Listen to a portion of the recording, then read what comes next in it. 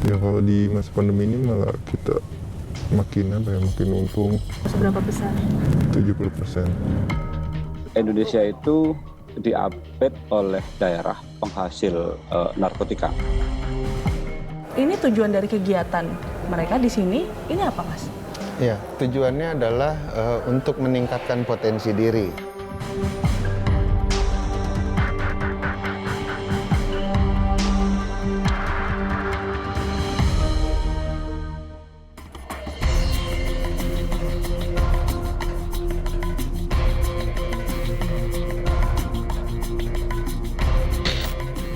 Peredaran narkoba meningkat selama pandemi. Dari bulan Januari hingga Maret 2021, lebih dari 800 kg barang bukti sabu disita oleh Badan Narkotika Nasional (BNN).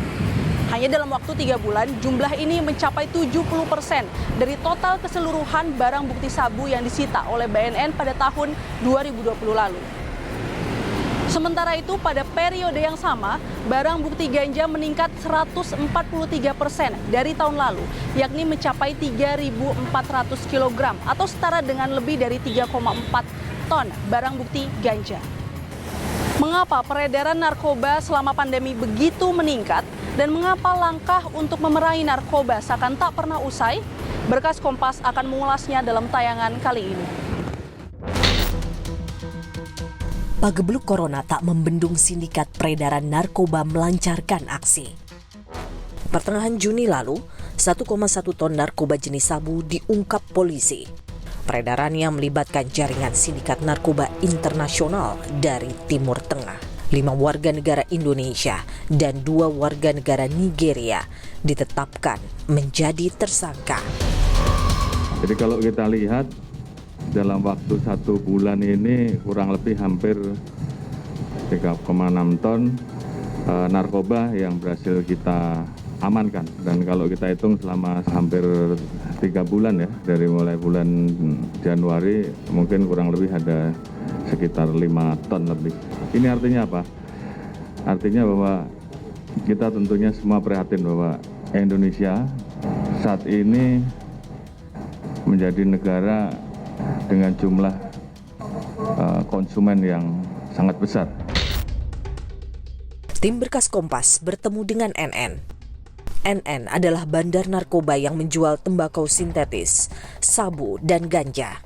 6 bulan terakhir, narkoba yang dijualnya laku terjual hingga naik 2 kali lipat.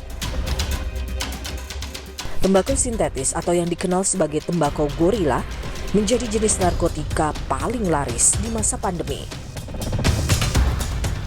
Ya kalau di masa pandemi ini malah kita makin untung. Seberapa besar? 70%. Yang penting dia bisa have fun, pakai barang estetis, efeknya lebih cepat dan mudah ditemuinya.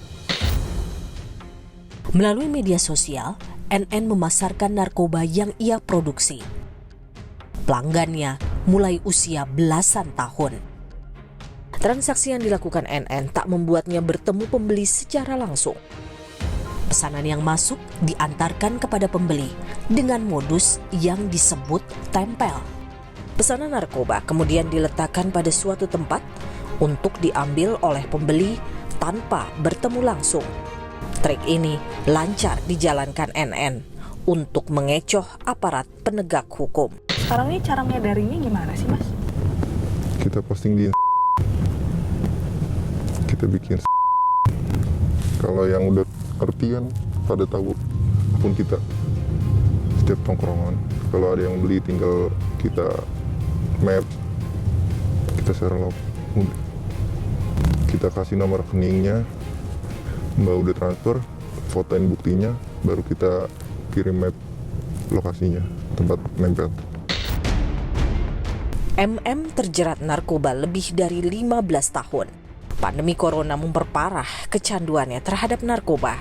Work from home atau bekerja dari rumah, serta aktivitas yang berkurang drastis selama pandemi membuatnya makin terjerumus dalam limbah kelam narkoba. Setiap 2 hari sekali, MM rutin menghabiskan uang sekitar Rp500.000 untuk membeli tembakau gorila.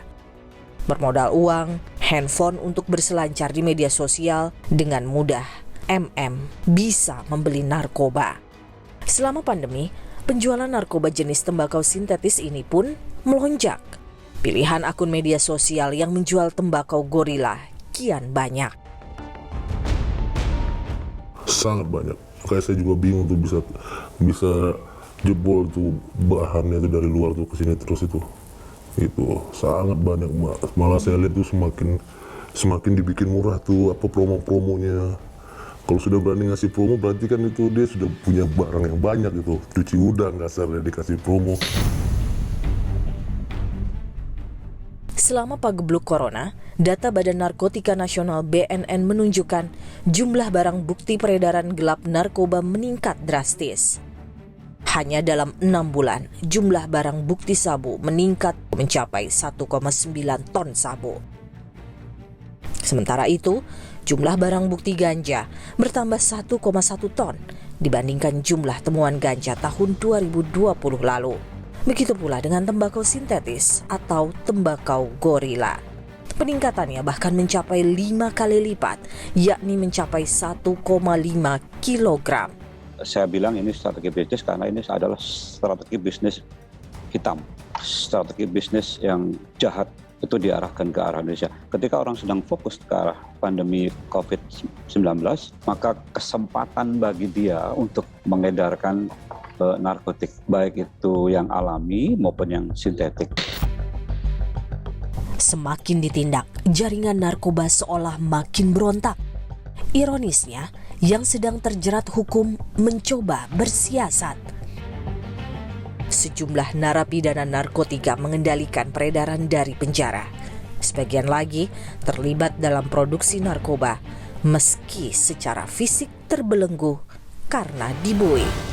Tahu dari mana itu bisa bikin gitu? Jaringan kita di dalam. Kita beli, kita sistem video call, diajarin lewat video call. Di dalam mana tuh? Di dalam lapas. Bagaimana caranya mereka bisa ngajarin padahal kan dalam lapas? Kita DP-in, dia ngajarin sampai bisa, baru kita kirim sisanya via video call.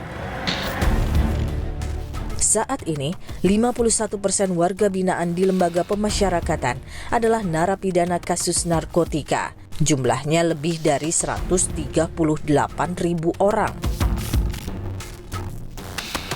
Pertama adalah isi hunian yang pasti, ya, itu tidak bisa terlepas. Kedua adalah modusnya yang semakin beragam, yang membuat kita juga harus semakin cepat juga berpikir untuk menyusun strategi untuk menutup modus-modus ini. Yang tantangan ketiga adalah dari petugas sendiri. Tapi sekali lagi, itu segelintir dari petugas kami. Meski genderang perang melawan narkoba terus ditabuh, angka peredaran narkoba terus melesat. Jaringan internasional mampu menembus perbatasan dan menyelundupkan narkoba. Banyak yang sudah tertangkap pasti mencari cara untuk gimana caranya bisa lolos.